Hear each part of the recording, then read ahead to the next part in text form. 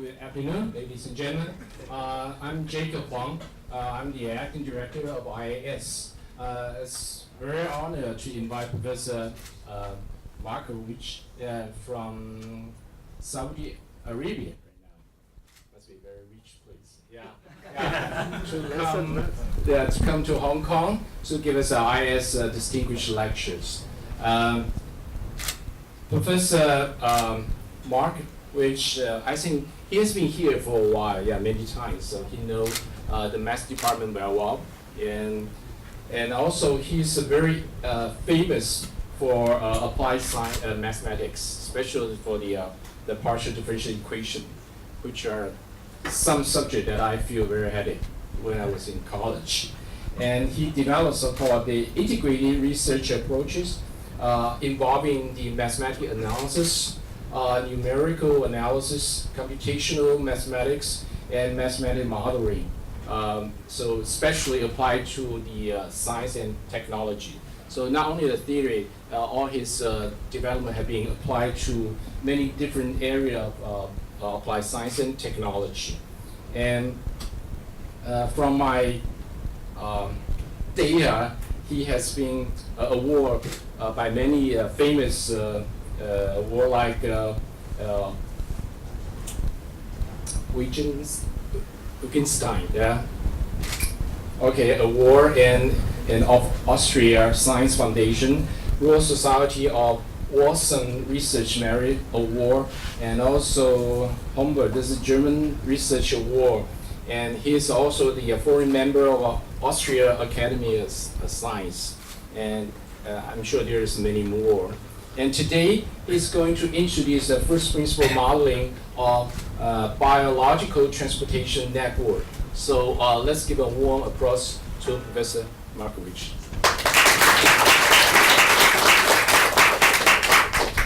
Well, thank you very much. I think you can all hear me well, I suppose, right? So I don't need to use the microphone. Thank you for having me here. It's a great pleasure to be back in Hong Kong to see old friends, new friends. And of course, I'm particularly grateful to the Institute for having me here and giving me the opportunity for this lecture. Actually, I'm going to speak on a topic which I've been working on for probably 4 or 5 years now. And a couple of years back, I already presented sort of the first results that we had in this field here in Hong Kong, here in the same university, and it's a particular pleasure to sort of tell you what was going on, what has been going on in the meantime. Okay, so this is on transportation networks, focusing on networks in biology, but actually the first 2 slides that I'm going to show you are not biological transportation networks, they are actually man-made networks, and the first one I want to show you is one that has particular relevance and reference to China. What you see here is sort of an image of the ancient Silk Road, right? And what you can see here is that the Silk Road was a very complicated system of roads where goods, not only silk, of course, but also other goods, were transported, and I think here more or less would be Hong Kong, but I think it's pretty clear, and we all know that the Silk Road used to be very, very important for China. So this is a man-made transportation network, and already here you can see some very typical feature of networks. You can see bifurcations, and you can see sort of a complicated geometry of things. Here is another transportation network. This is actually a blow-up of an excerpt of a painting by a very famous French artist, Latifa Ekach. What you see here is what she did was she put oil paint on the canvas, and then the oil paint sort of diffused into the canvas, forming this very complicated and very beautiful transportation network. So those are man-made transportation networks. From now on, however, I'm going to focus on biological application. And what I want to show you here is an image of 3 biological transportation networks, sort of which we encounter in our daily lives. What you see here is just a picture of a leaf, of the rear, of the back of a leaf that you sort of pick up, plug in your garden. And what you see here again is a very complicated transportation network of veins for the leaf, which have different purposes, for example, of providing nutrition and certain chemical stimuli to the leaf. So what you see here is a transportation network that is extremely important for us. That's actually a system of neurons. And as you well know, neurons are the cells that sort of make our brain, work in the way it works, right? So basically what you see here is a network of nodes, which are sort of the centers of the neuron cells, and then those neuron cells, they sort of spread out and connect via those very thin structures. And the third one, the third picture just shows you an image of a capillary network as it occurs everywhere in our bodies, right? And what is of course transported here is blood, and we all know what that is good for. What is transported here is electricity through the material transportation of ions. So you have to think in a neural network, as in our brain, the transport is electricity through matter. And what is transported here is various fluids and chemicals that are resolved into the fluid. Okay, now let me say a few words about the history, the mathematical history of modeling of transportation networks. Well, a classical approach by now is discrete network models. So people have actually looked at discrete models for quite a long time. I would say starting in the middle of the 90s of last century, discrete network modeling came out essentially of what used to be called graph theory. So when I was a student at university, there was a course in graph theory. Now probably the course would be renamed into network theory or network science or something like that. And essentially people have looked at static graphs, dynamic discrete graphs, they have looked at deterministic graphs, they have looked at so-called random, there must be some setting which, they have looked at random graphs, and they have studied topological and geometric properties of those graphs. In particular, people are interested in whether there are loops in the graph. As you see here, you see loops, or whether it's tree-like graphs, which you see here, an example of which you see here. Random graphs, how would you characterize a random graph? Well, basically what you do is you assign certain probability that node I is connected to node J, and people have looked at connectivity properties. So how is the statistics of connectivity of nodes via edges? And people have looked at so-called scale-free properties. So basically that means if you sort of zoom into the graph, you keep seeing more or less the same picture, up to, of course, a certain limit. This is a finite graph, of course. This is basically what people have looked at. How do you find transportation networks from such graphs? Well, basically what is behind all this is essentially a global minimization of energy, which can be very, very complicated. There are NP completeness issues, so it can sort of take a very, very complicated, long effort to find solutions of the minimization, of the underlying minimization problem to give you such a graph. Now, this is just one approach. Let me show you another one, which I consider a more modern approach with somewhat different ideas, and that is based on optimal mass transportation.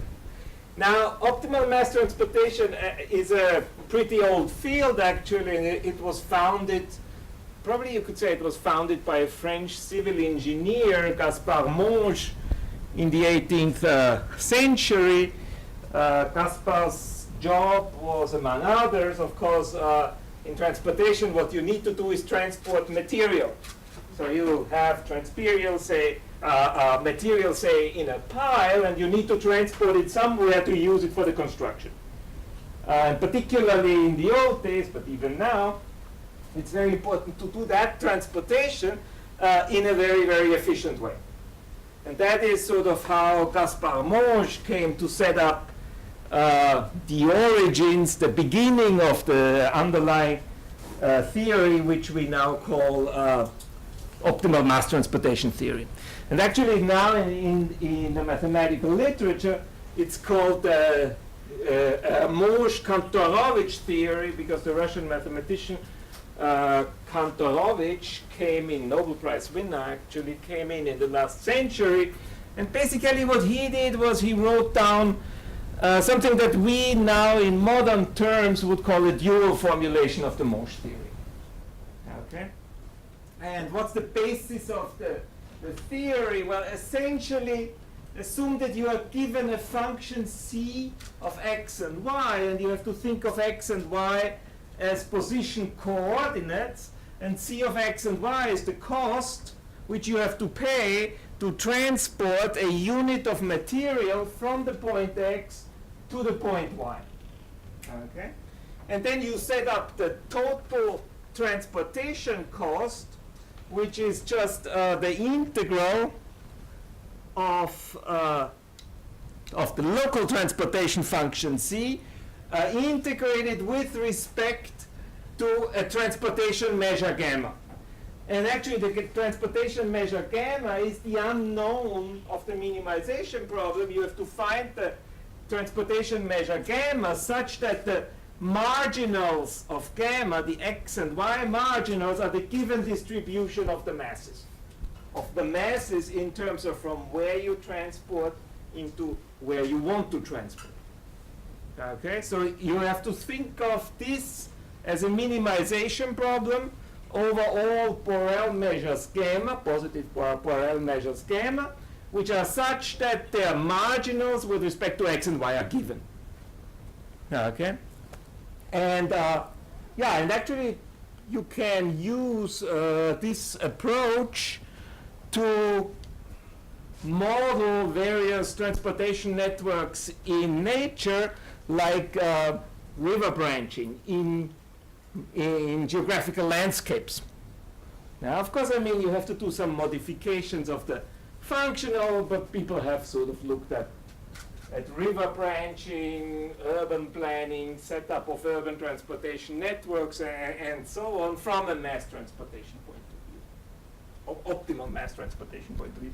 And maybe I should say that if you want to learn more about optimal mass transportation, there is a book, there's actually two books, by Cédric Villani. The first one is from the year 2003, the second one from the year 2008.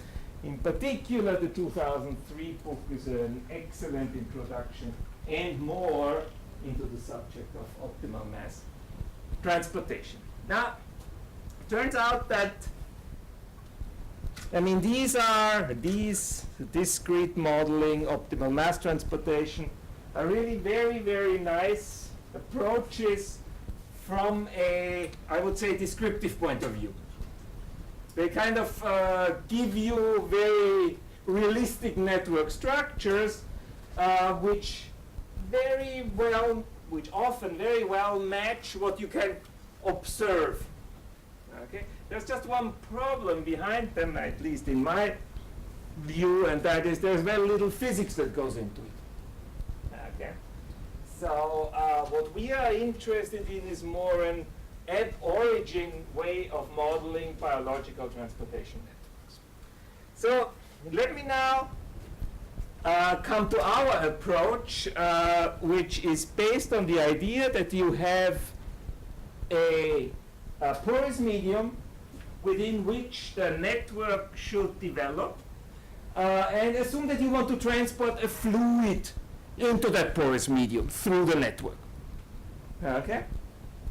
And here is a sort of discrete modeling approach which we call adaptive dynamics, and that you shall see in a moment the big difference of what we do here to what I have discussed before.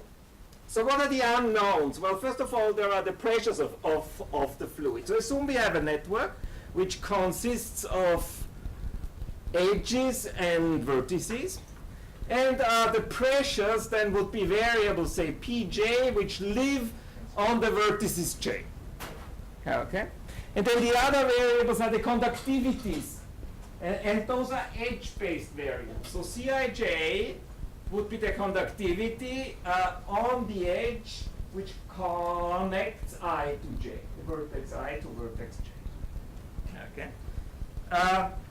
And let me assume that I want to describe a low Reynolds number per se flow, and then there is, of course, the well-known fluid mechanics law for the Poiseuille fluxes, and the Poiseuille flux on the edge connecting I and J is just given by the pressure difference between the two nodes multiplied by the conductivity, and then you have to account for the correct direction.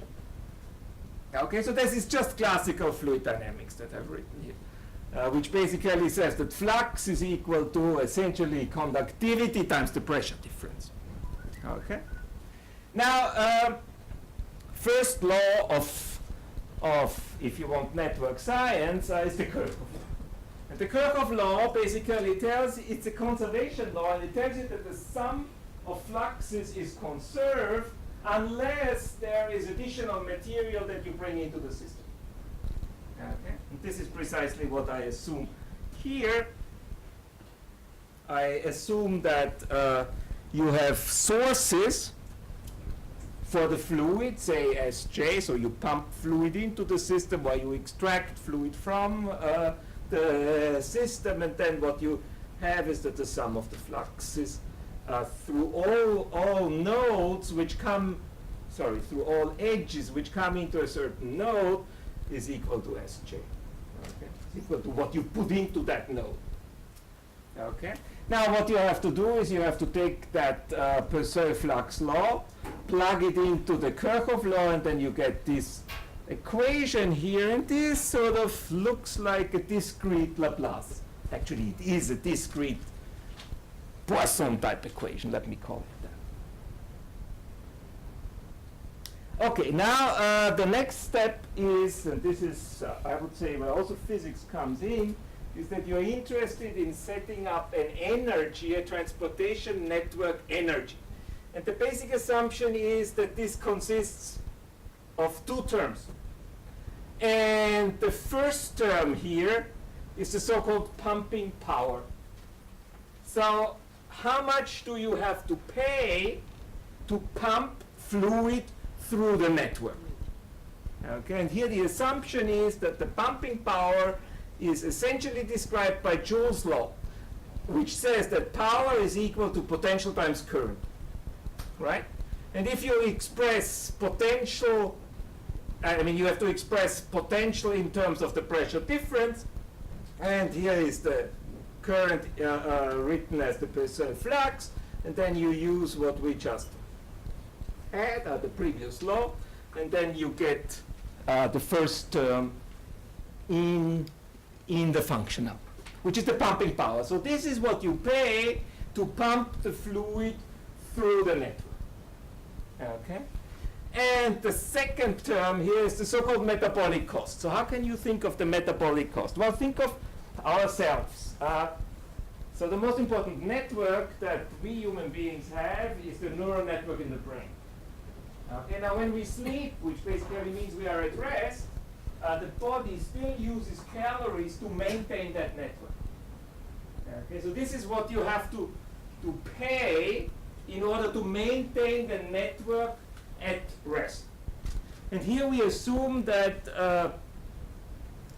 the metabolic cost is proportional to the conductivity multiplied to some power, which is, and this gamma here is of course a modeling parameter, and then it of course all depends on the length of the edge that you are looking at.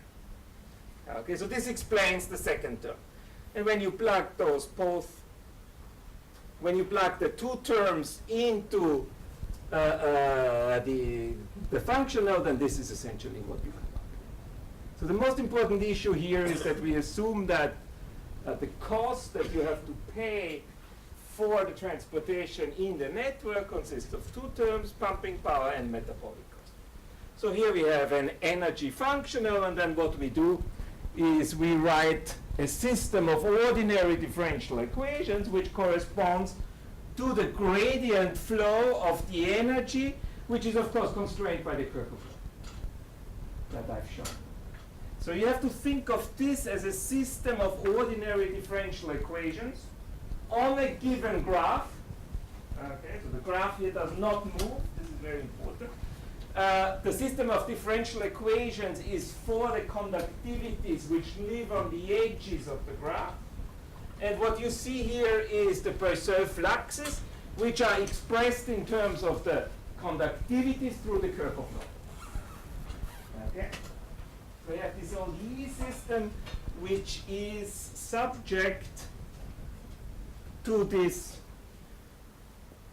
if you want, discrete Poisson equation for the pressure. So this gives you, essentially, once the conductivities are given, you can compute, let me assume that you can compute the pressure from here, then you plug the pressure into the formula for the preserved flux, and then you plug it back into the ODE system. And that gives you then this closed ODE system for the conductivities. But it is important to note that this is a non-local ODE system through this term here, because the Poisson equation, of course, acts not locally. Okay, so this is your discrete model, and well, I'm not really a discrete person, if I can say that. So I'm interested in a transition to a continuum description, and here is sort of the basic idea for that transition. So, as I said, we have a porous medium in which we assume the network develops. Okay? So a quantity that we really need to describe in a porous medium flow is the permeability tensor. Okay? And let me assume that I can describe the permeability tensor through a conductance vector, through a vectorial quantity, which I call M. Now, how is this vectorial quantity M defined? Let me assume that you have a network, and you put yourself at some fixed point X in the network. Okay? Now, what you will see at that point X is a tube, right? Locally, right? And let me assume that the vector which describes the direction of the local tube is M, or the normalized version of M, absolute by M divided by the absolute value of M. And now the only thing I have to tell you is what's the absolute value of M? Well, there's more. I have to tell you the orientation, whether it points in this direction or in that direction, but that turns out not to be of any importance, as you shall see in a moment. Okay, so you have your network, you put yourself into one point inside the network, you see a tube, and then M points in the direction of that tube. Now the question is, how thick is the tube? Okay, and that is of course related to the conductivity. And there is a law in porous media flow, which is the so-called Karman-Korzeny equation, which tells you, I'm sorry for that, which tells you that the conductivity, or the principal permeability, is proportional to the square of the radius of the tube. Okay? And that leads me to setting absolute, or to defining the absolute value of m to be the radius of the tube. Okay? When I do that, and when I set up this tensor, permeability of m equal m tensor m, then what you see is that the principal directions, or the eigenvectors of P are exactly 0 and m. So m is pointing in the direction of the network. Oh, sorry, I should say it's not 0 and m, is m and m orthogonal, right? Okay. And the permeability in the direction of m is absolute m square, and the permeability orthogonal is 0. Okay, so you have to write the correct eigenvalue, eigenvector structure of P. Well, and that's the first step in the transition. The second step is that you identify the conductivity with absolute m square according to that law. You identify the pressure with the point values of a local function. You identify the fluxes also with the point values of a local function. And then you write down Darcy's law, which is the principal law of motion in a porous medium, which says that the flux is equal to the negative permeability times the gradient of the pressure. And then you can write down the continuum analog of the discrete energy that I've shown you before. And this is what you get. Again, you see two terms here under the integral. You see the first term, which is the pumping power of the network. So this sort of connects the network structure to the fluid transport. Okay, and the second term is the metabolic cost, what you pay at rest to maintain the network. Huh? And then you still need to maintain, of course, the Kirchhoff law in a continuous version, and the Kirchhoff law in the continuous version is written here. So think of P of m as m tensor m. So what you have here is a continuous Poisson equation for the fluid pressure if m is given. Okay, and this sort of constrains the energy that I've shown you. Okay, and S of x is, of course, the given distribution of fluid sources. So what I can do now is the same as in the discrete case. I write down the formal L2 gradient flow of E, again, of course, constrained by the Poisson equation. And what I get is this equation for M. This is the gradient flow equation. Then I get this Poisson equation here. And I have to be very, very careful here, because this Poisson equation is, of course, extremely bad. It is very degenerate in all directions orthogonal to M. Actually, I can do very little with it, so I have to work on it. Afterwards, I have to modify it appropriately. And I should say that the discrete model that I've shown you is basically a version of what Dan Hu and David Tsai wrote down in the year 2014. It is essentially, in some sense, it is a finite difference discretization of this PDE system, at least on an equidistant rectangle. That's actually not so easy to see at the moment, but sort of you can figure it from the discrete Poisson equation on the graph involving the graph Laplacian and so on. You can get to that Poisson equation up there, and this gradient flow equation. Well, that's sort of, you get the feeling. Yeah, you have to work through it. Okay, now I have this PDE system, which is still highly singular, so I have to do something about it. So here are the corrections.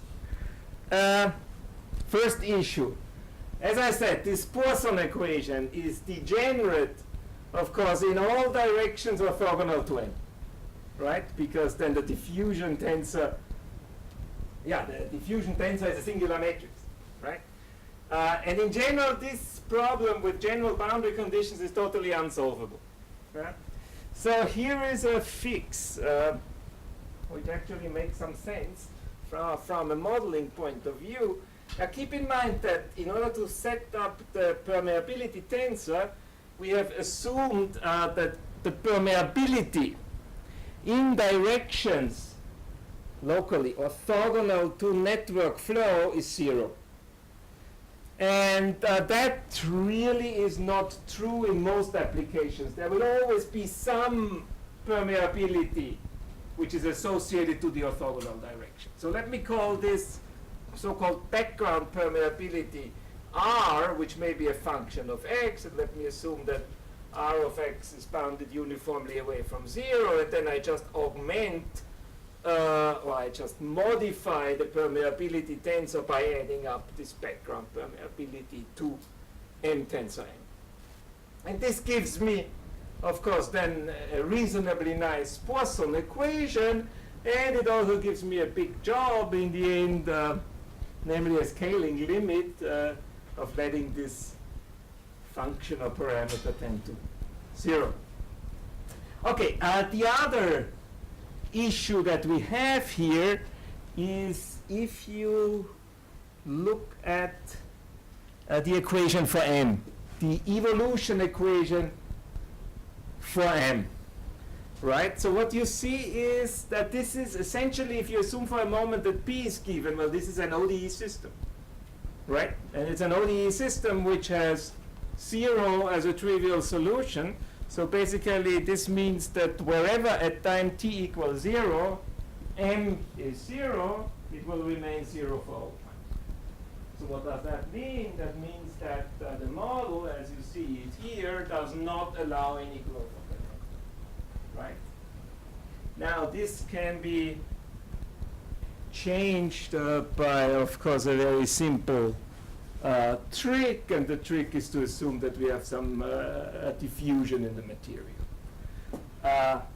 So the fix that we use here is, I mean, at least at this point, we introduce a linear diffusive term and just add it into the M equation. Okay? And now, of course, you have to change the cost functional, and you basically have to add this diffusive energy here, and this would be the updated pumping power. You see this term R of x, which is the background permeability, which enters here. And here again, you see the metabolic cost. Okay? So what does that lead us to? Well, that leads us to a system of partial differential equations, consisting of, say, a Poisson equation for the fluid pressure, which is, think of it as Darcy's law combined to the conservation law. Okay? And this is coupled to a reaction diffusion system for the conductance vector n.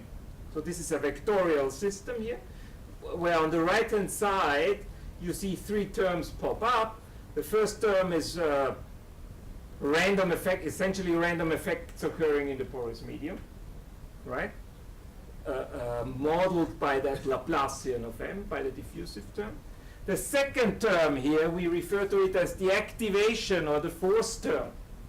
So here what we basically assume is that the network growth, or the force that acts, is parallel to the gradient of the fluid pressure. So in some sense you could think of that you would expect the gradient of the fluid pressure to be sort of a principal direction of the growth of the network. And sort of this is precisely what you see here. And then you have a factor up front, and this factor is clearly 0. I mean, this annihilates the whole term in directions m which are orthogonal to the gradient of p. But something will remain in all directions which are not orthogonal. Okay, and this is just this factor here, then we put a parameter up front, and this third term is just a relaxation term which you can think of as the functional derivative of the metabolic cost. Okay, And what are the parameters that you have in the game? So one parameter, well, there is this parameter C, which we call the activation parameter. There is this parameter D, which is the diffusivity. There is the third parameter, which is gamma. This is the relaxation exponent. This is very important for how relaxation acts on the system. Okay, so what you have here is a system of partial differential equations. One static equation, if you want, coupled to a dynamic one for M. You need boundary conditions. Let me not fiddle around here too much with the boundary conditions. Let me just assume that I prescribe homogeneous Dirichlet boundary conditions for N and P. But this is, of course, very much subject to the modeling, and much can be done here. Initially, what I need to prescribe is a network configuration, say at time t equals 0. Okay, so this will be the initial network represented by the initial conductance vector. Okay, so let me just show you simulation results, which are taken out of a paper by Hu and Tsai. And all I want to do at this point is I want to show you, I want to convince you that the system that I have derived is really capable of describing something that you would refer to as a network structure. Okay? So actually for the simulation that you see here, they have started only with this part here of the network. So this was the initial network configuration pointing inside. Okay, and then you let it run for a while, and then you see a network type structure develops. And again, here you see a network structure that they have computed with loops. And that is actually a bit complicated. You have to choose time-dependent sources as which sort of feed fluid into the system in a particular periodic, say in a periodic way. But again, I mean, it shows you that with some tweaking, you can generate network type structures out of the problem. Okay? Fine. Now, in terms of mathematics, what can we do? Well, first of all, let me begin with a simple observation which was already contained in the derivation. And the observation is that the PDE system that I've shown you is at least a formal L2 gradient flow associated with a highly non-convex energy. And again, that consists of three terms. The diffusive energy, the first term, then here you have the metabolic cost, and here you have the pumping power. And P of M should, of course, refer to the solution of the Poisson equation with a given function M. So you solve the Poisson equation for P given M. This gives you P of M. Okay, now I said highly non-convex. Well, okay, look at the first two terms only. Well, then clearly this energy here is convex if and only if gamma is larger or equal than 1/2. Okay, so where does the non-convexity come from? It comes really from the interaction of the network structure with the fluid. Okay, and this is represented by these terms here. So you can actually believe me that the computation can be done, which shows that this is really a highly non-convex function. Thank you so much. Okay, so that problem should be solved, and now we can continue in a continuous way. Okay, now for those of you who know gradient flows, those people certainly know that when I said formal gradient flow, this is really important because the definition of gradient flows for highly non-convex functionals is absolutely non-trivial. Okay, so there is an issue already here, and actually I should say that the non-convexity is really the source of the mathematical and practical interest in the problem. Okay, so the non-convexity, which then relates it to non-uniqueness of steady states and so on, is really at the basis of the modeling. That's the way it should be. Okay, if you want to model realistic network structure. So this is not a mathematical artifact. This is really highly important for the problem. Okay, so when you have a gradient flow, you have a dissipation law. And here the dissipation law is just the usual one. So along smooth solutions, you get this well-known formula for the energy dissipation. And from the standpoint of PDE theory, I should say that really all the a priori estimates that we have for the problem really come from here. Okay, that is absolutely all we have, and that is, I mean, I'm not saying there are not more a priori estimates. What I'm saying is those are the ones that we contented ourselves with for the analysis. Okay. Okay, so what are the real mathematical problems here, except this non-convexity, which I've already shown you? So one issue is that when you go through the analysis and when you try to prove the existence of strong solutions, you will sooner or later realize that we need stronger regularity results for the Poisson equation than what you get from the basic Lax-Milgram theory. Okay, at some point you will see that you need something better than the gradient of the pressure in L2. Okay, and well, then you go into the theory of the Poisson equation, of the diffusion equation with non-constant diffusivities, and what you realize is that basically for almost everything that you can do for this most studied equation, you will need A's in L infinity. You will need a bounded diffusivity tensor. If you don't have that, you have big, big issues. Now, you can see this in other terms. What you can say is that essentially with this equation, you control very well the divergence part of this flux. But what you don't control well is the rotational part of the flux. Okay? So you need to control the rotational part of this, and this is actually a major headache when you try to prove the existence of strong solutions. Well, when you see this system consisting, and you just look at it as a system for M and P, well, the first idea that you might have is just iterating between the equations.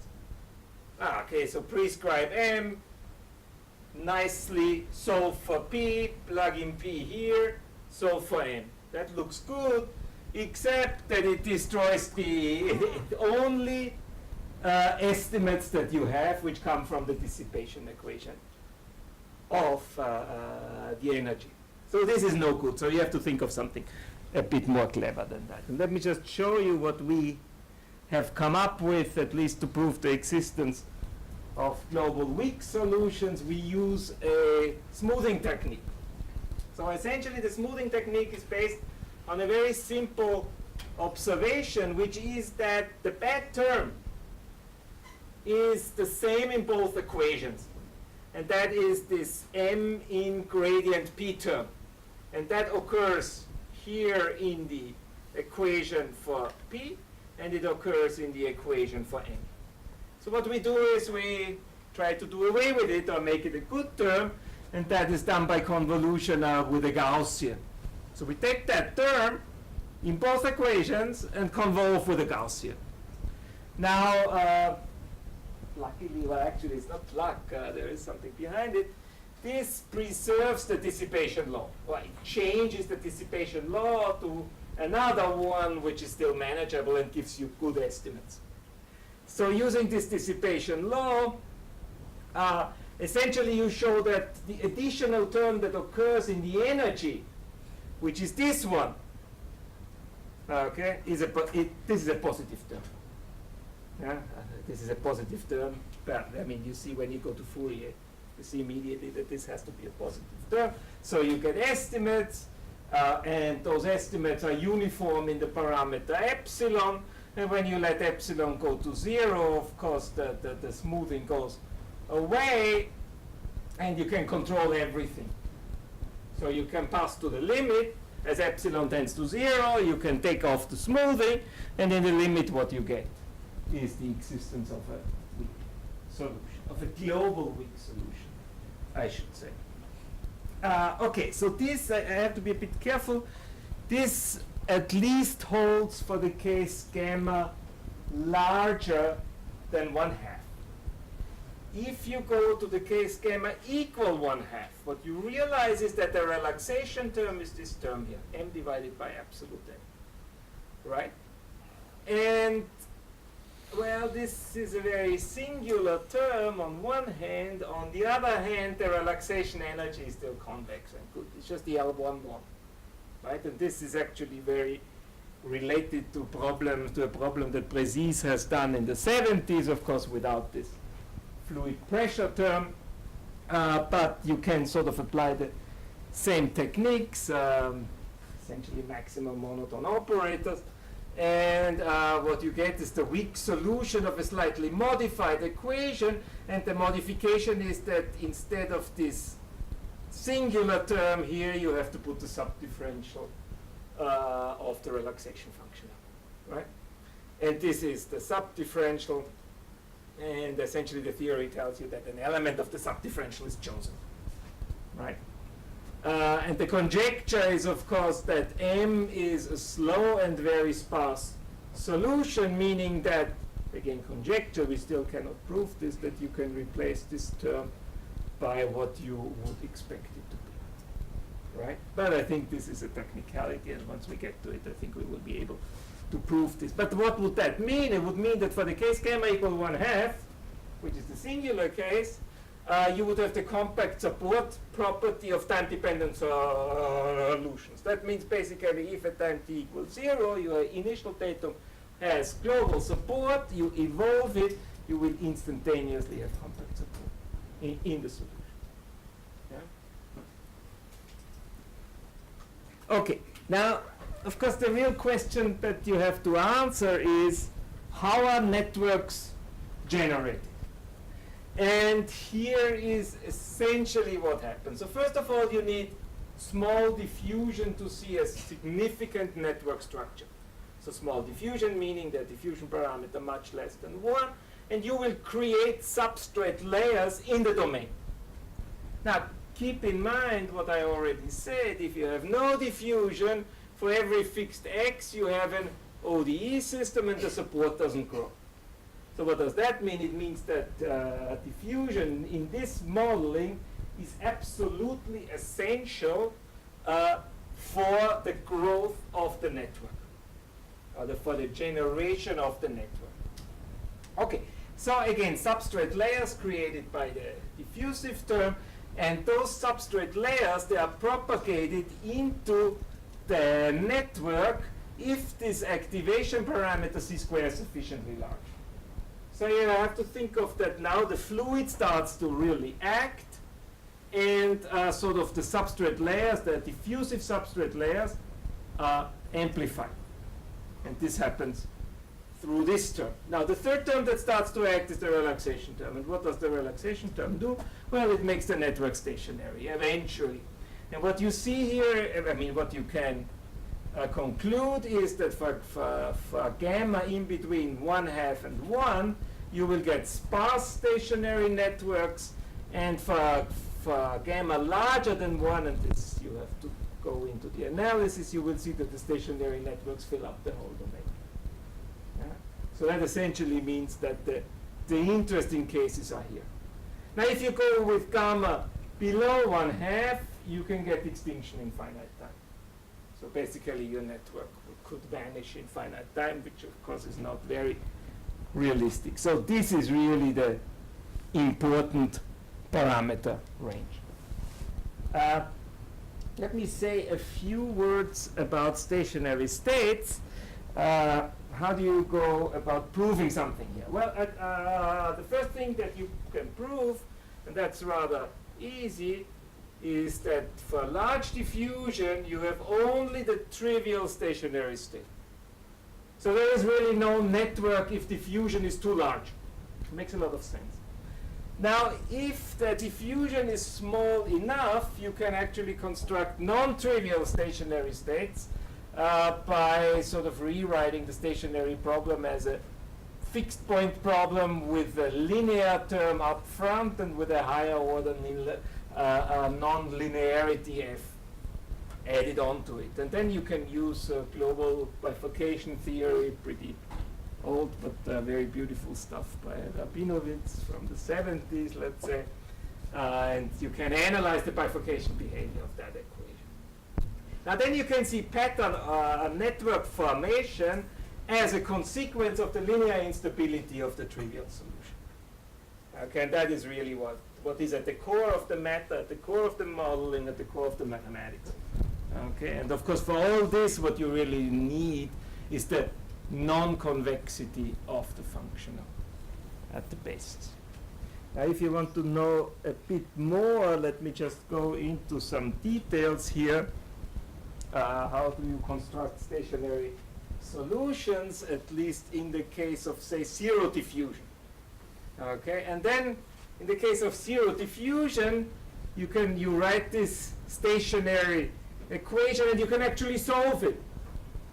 Okay, so at least, what do I mean by solve it? You can express m in terms of gradient p. So you do this explicitly from this equation. What comes out, you plug it into the Poisson equation and you get this Poisson equation here. And this is, of course, after you have chosen a set A on which you want the final network to be supported on. Okay?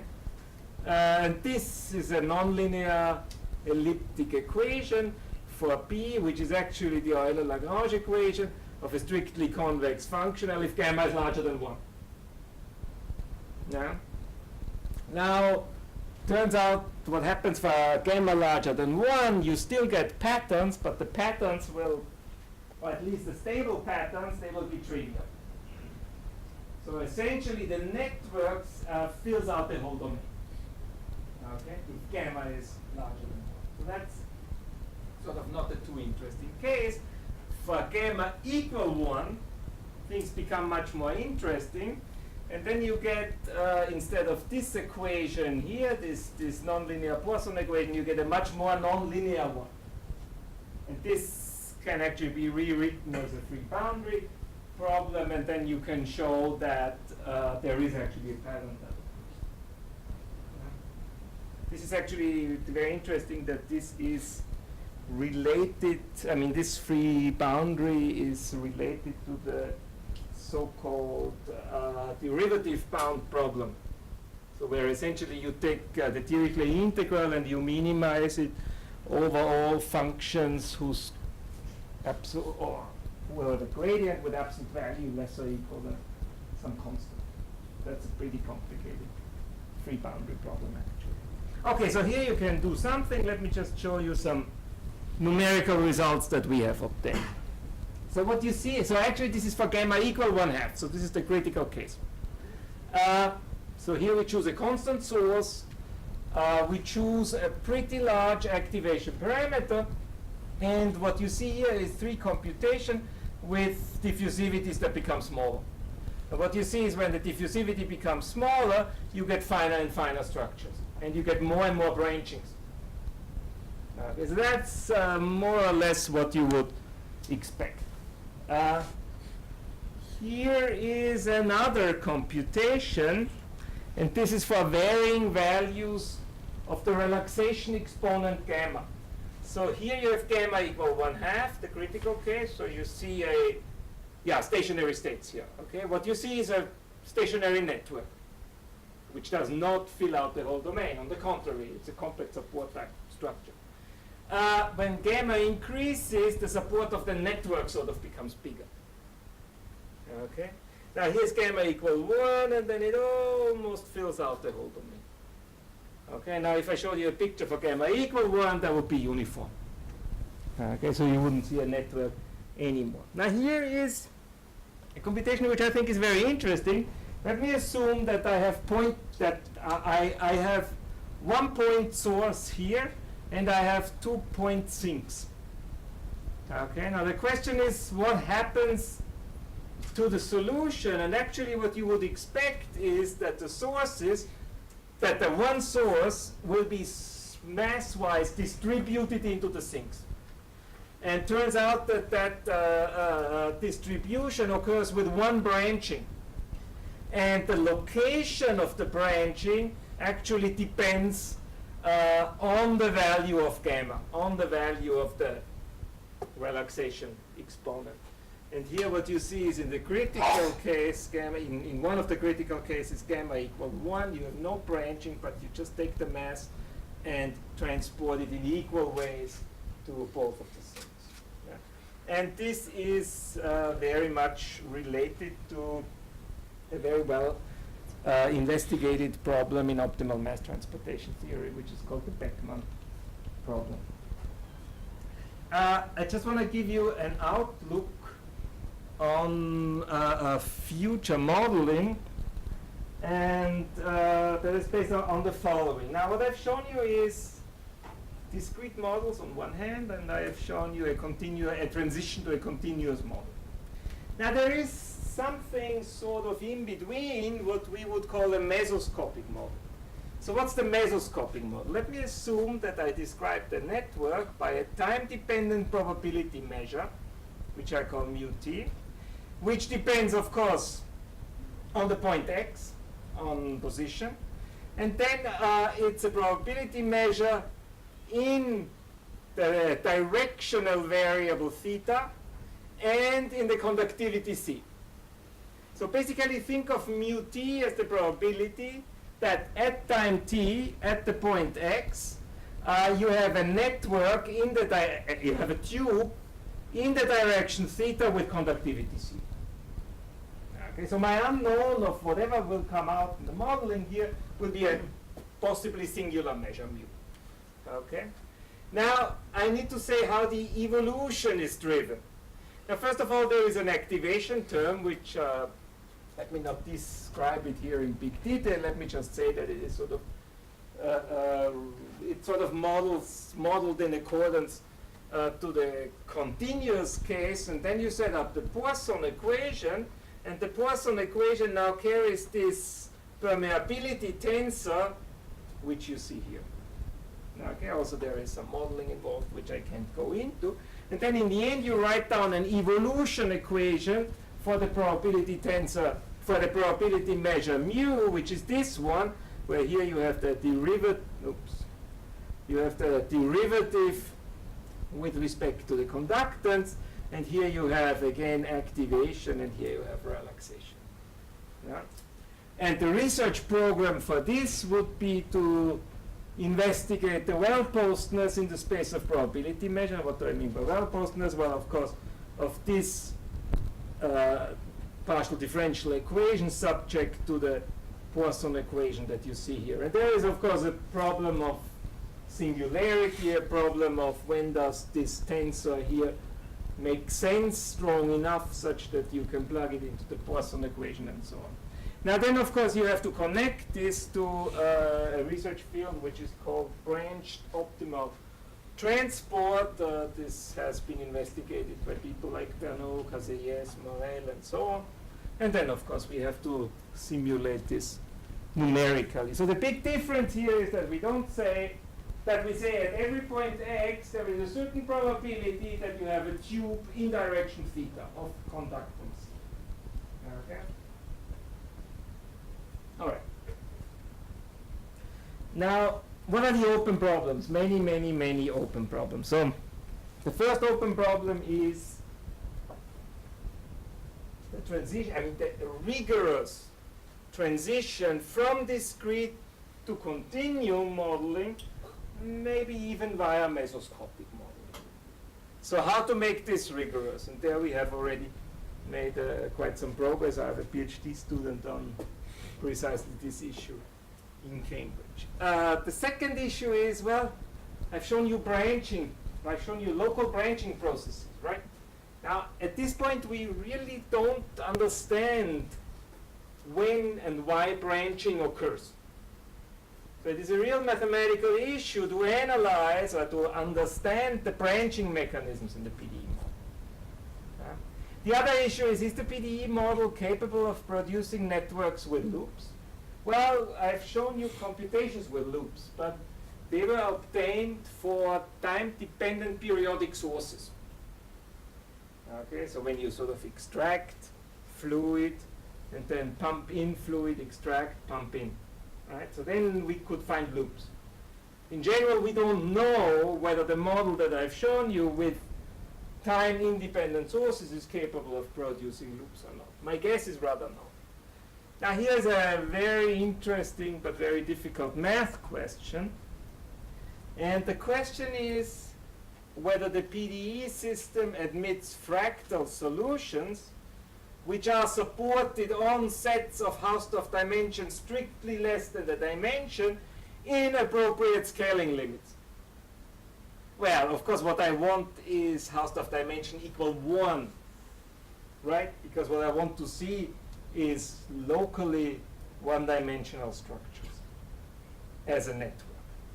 And what can the scaling limits be? Well, of course, mandatory to send diffusion to 0. Interesting scaling limit is to send the background permeability to 0. That would give you this very, very singular Poisson equation that I've shown you in the beginning. Yeah? And of course, it would be just turning on activation. That is mathematically, I would say, the most challenging question. And yeah, we have no idea what is going on. Extensions of the model, well, sort of what I've shown you is more a modeling framework for biological transportation models, for biological transportation networks, than a single model. Now, at some point, you have to become real, and you have to adjust the model to specific biological situations. So here is what we are working on. We are working on leaf venation. This is actually joint work with my colleagues from the Sainsbury labs in Cambridge, which is a big plant biology lab. And coincidentally and luckily for us, there's quite a big research group being precisely interested in the problem of leaf venation and organ formation in plants. And essentially, people in biology have identified with pretty high accuracy the mechanism that creates leaf venation, and that is a combination of a so-called pin molecule transport and the transport of a chemical which is called auxin. So what we have to study is the dynamics of these two chemicals in the transportation process. Another problem that we are working on with people from the Cancer Research Institute in Cambridge is angiogenesis in cancer. So basically, when you think of a tumor, then it actually turns out that the tumor needs to develop a blood vessel system around it in order to get support. And this development of the blood vessel system is called angiogenesis. And this is, of course, very important to understand. I mean, understanding angiogenesis and maybe being able to block angiogenesis in tumors means basically gives you a way to fight tumors. And of course, here you deal with blood, and blood is, of course, a very, very complicated fluid. And the very simple Darcy law that I have shown you is clearly not sufficient to model the flow of blood. And one idea is to supplement Darcy by the so-called Brinkmann extension of the Darcy model, which just gives you a different constitutive relation between, or a more complicated constitutive relation between the velocity of the flow and the gradient of the fluid pressure. And this should actually account for the viscous resistance that you encounter in blood flow networks. Now, the third problem that we are, of course, interested in is ion transport and electricity transport in neural networks. And here you have to become even more complicated. That means instead of coupling to a fluid model through Darcy or Darcy-Brinkman, one way of doing this would be to couple with an ion transport system. And a good candidate for this is the so-called Poisson-Nernst-Planck system, which models transport of charge through the transport of ions. And yeah, so those are essentially the practical models that we are investigating, and herewith I'd like to finish and thank you all for your kind attention.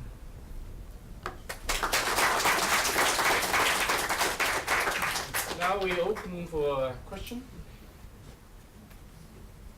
Yes.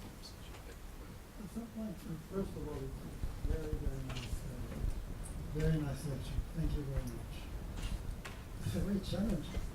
So many open problems. At some point you mentioned that you use the Lovett-Schauber fixed point theorem so that you have any distance. What about the uniqueness? Because when you make numerical simulation, which solution are you computing? Yes, so there's of course a big question at the current level of affairs. What we have is the existence of a global weak solution. We have no idea. This is actually the weak solution is obtained. First of all, you prove that the relaxed system or the smooth system has a solution. This you could probably even show that it's unique, but then when you pass to the limit of Becker particles, we don't know.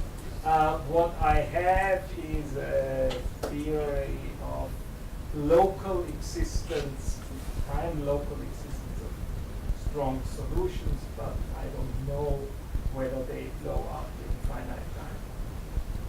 And what you compute is everybody's guess, right? Now I suspect that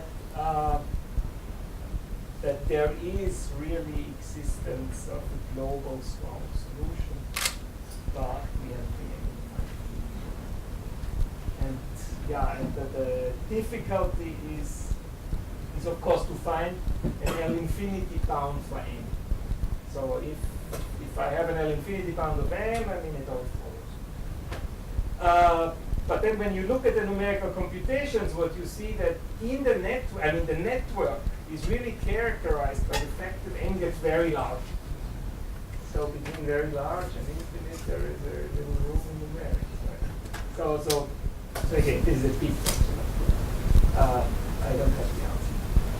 Also, another question. At the beginning, you started with a discrete model and looked for a continuous model, and then you discretize the continuous model. Are the two extremes connected? Yes. Very good question. Let me start here. What we can prove so far is that the discrete model on a rectangular graph will give in the limit, in the scaling limit, the continuous model that I've shown. Now this is also not completely true. I gave you a bit of a lie here, and the lie is that in reality what you do is you compute gradient flows with respect to different variables. Essentially, in one case, you compute the gradient flow with respect to m, in the other case to m squared. So in between, there is a change of variables, which of course for the stationary solutions you don't see. Okay, but let's say up to that, the answer is for a good rectangular grid, yes. And then when you discretize the continuous problem, you get back. So there is a commutation. For more complicated graphs, I don't know. There is probably a correction term that you get, which depends on the graph. This, of course, is connected to. I mean, even in the. I mean, you of course know that if you take graph Laplacian linear case, then things get very complicated if you compute limits, scaling limits. even in the linear case in here, it's much more complicated. So all this is sort of related to very modern questions even in graph, which we call graph theory, network science, which are scaling limits of graph Laplace. So I would say for non-trivial grids, you get correction.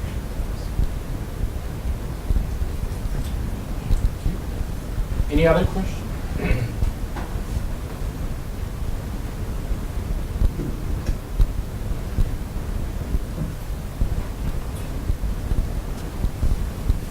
From a student?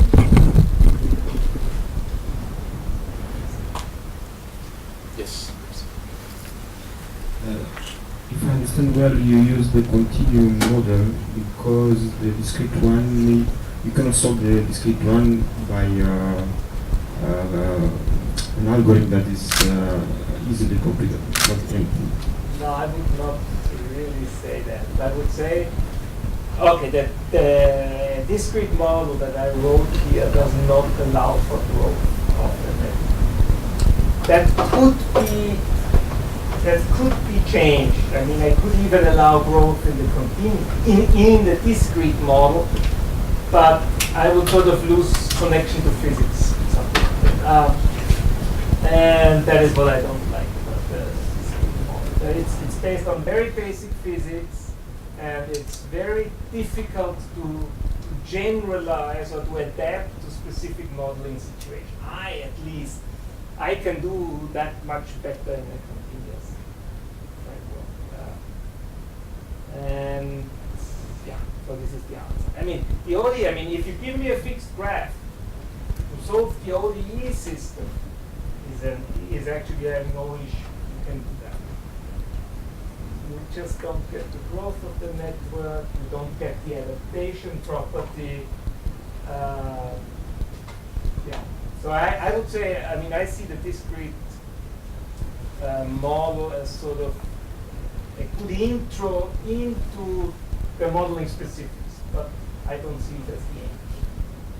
The growth comes only from diffusion? The growth at this point comes from diffusion, which is a very critical point.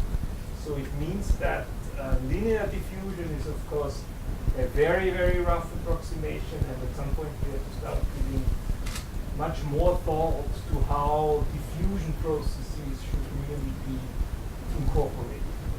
So that's a very important point. Is it physically realistic to assume that the growth comes from the diffusion?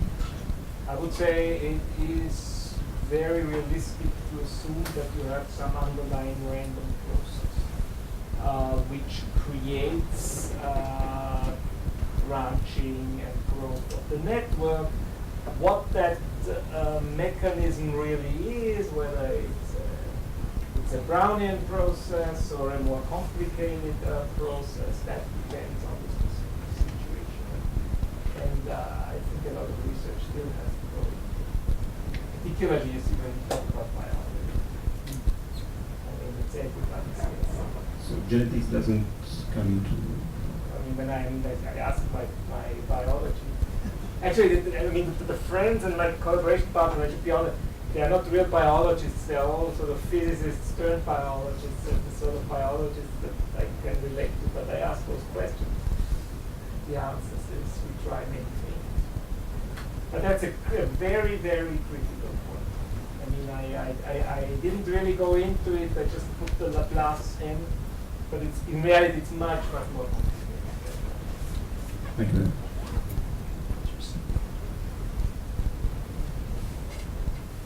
Okay, Thomas.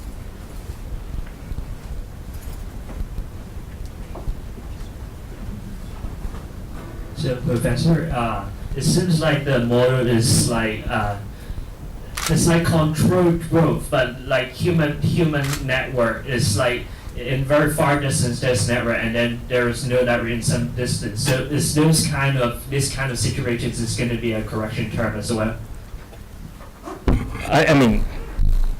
First answer, I would say, and I tried to point it out in the end, whenever you want to describe a very specific biological situation, you have to amend the model. Okay. So this, think of it as a modeling framework. I mean, look, you have a system of say, in 2 dimensions, a system of 3 partial differential equations. You can't really expect them to do all the job. So you have to adapt it to specific modeling situations. But we can do that. I mean, we can really, I mean, we are pretty far in leaf formation. There is a pretty controlled process. I mean, we can dissect plants. People have studied plants for a very long time. There's a lot of information, so that's easy, simple.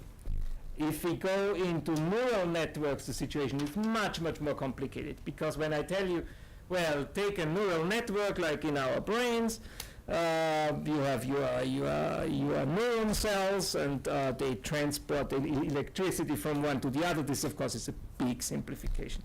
There is many, many more processes that go on. So what we can only, I mean, we can only expect this modeling framework to be applied after significant changes, adaptation to the situation, and then it certainly won't give you the whole picture of the most complex biological situation that we face, which is brain modeling, right? It's only one aspect of brain modeling that we can hope to achieve here.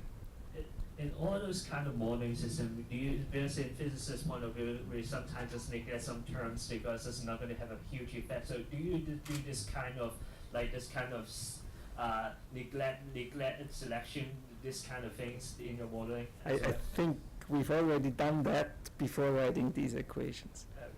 Okay, so that's always what I wanted to point out before, that sort of biology is, of course, very complicated. There's many things we don't control, and here what we do is we try to reduce biology to biophysics, right? And there's already an approximation, right? And yeah, so the answer is there is already approximations have been going on before writing the system. Any other questions? In the back? Professor or student?